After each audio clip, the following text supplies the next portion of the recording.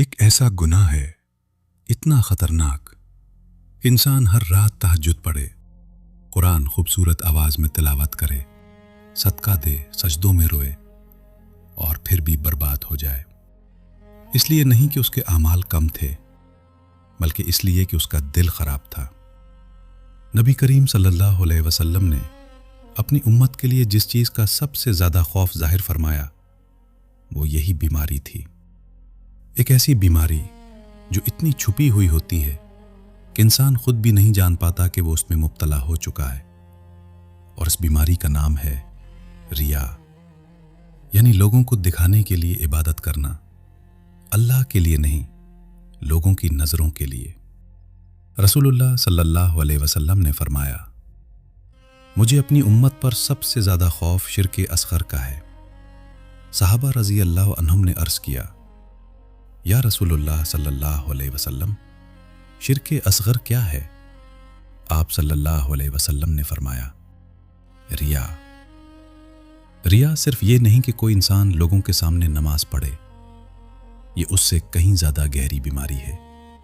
یہ وہ لمحہ ہے جب دل چاہتا ہے کہ لوگ ہمیں نیک سمجھیں، جب عبادت کے بعد انسان لوگوں کی تعریف کا انتظار کرے، جب صدقہ اس لیے اچھا لگے کہ لوگ تعریف کریں، جب انسان کی آواز دعا میں بدل جائے کیونکہ لوگ سن رہے ہیں۔ صوفیہ فرماتے تھے، نفس عبادت کے لباس میں بھی چھپ جاتا ہے، اسی لیے اللہ والے شیطان سے زیادہ اپنے نفس سے ڈرتے تھے، کیونکہ شیطان باہر سے حملہ کرتا ہے اور نفس اندر سے۔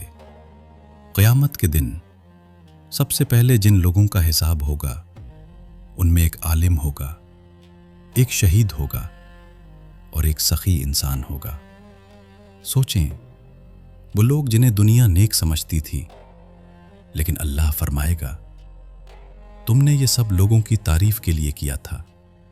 پھر کہا جائے گا، اور لوگوں نے تمہاری تعریف کر دی تھی، یعنی تمہارا اجر دنیا میں ہی ختم ہو گیا۔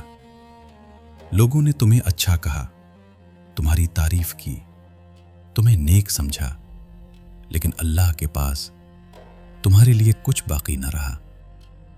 تصور کریں، انسان اللہ کے سامنے پہاڑوں جیسے اعمال لے کر آئے اور پھر معلوم ہو کہ سب خالی ہیں۔ اس لیے نہیں کہ عمل غلط تھا، بلکہ نیت خراب تھی۔ امام غزالی رحمہ اللہ فرماتے ہیں، نیت کو خالص کرنا عمل کرنے سے بھی زیادہ مشکل ہے۔ صالحین ریا سے بہت ڈرتے تھے۔ کچھ لوگ رات بھر روتے اور فجر سے پہلے چہرہ دھو لیتے تاکہ کسی کو معلوم نہ ہو۔ کچھ لوگ برسوں خفیہ صدقہ کرتے رہے، یہاں تک کہ ان کے گھر والوں کو بھی خبر نہ ہوئی۔ حضرت علی رضی اللہ عنہ نے فرمایا، دنیا سے محبت کرنے والا لوگوں کی تعریف چاہتا ہے، اور اللہ سے محبت کرنے والا صرف اللہ کی قبولیت چاہتا ہے۔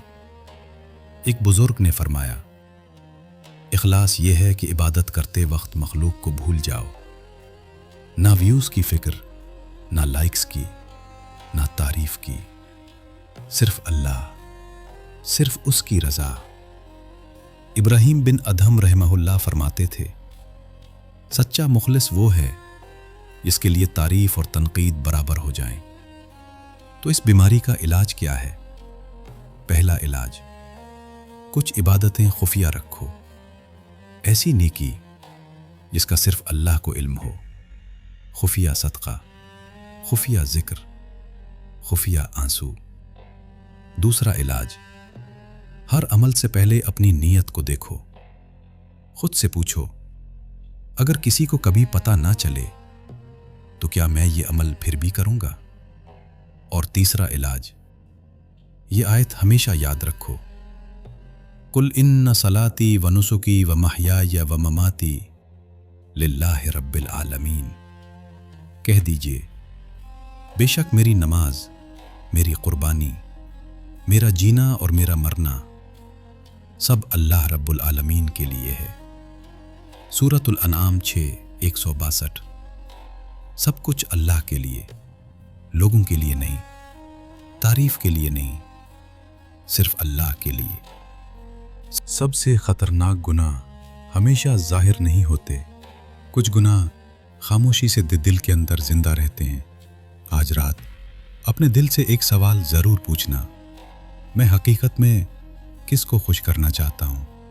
کیونکہ لوگ ایک دن بھول جائیں گے، دنیا آگے بڑھ جائے گی، لیکن اللہ ہر نیت کو دیکھتا ہے، اور شاید اخلاص ہی وہ عمل ہو جو سب کچھ بچا لے۔ السلام علیکم ورحمۃ اللہ وبرکاتہ۔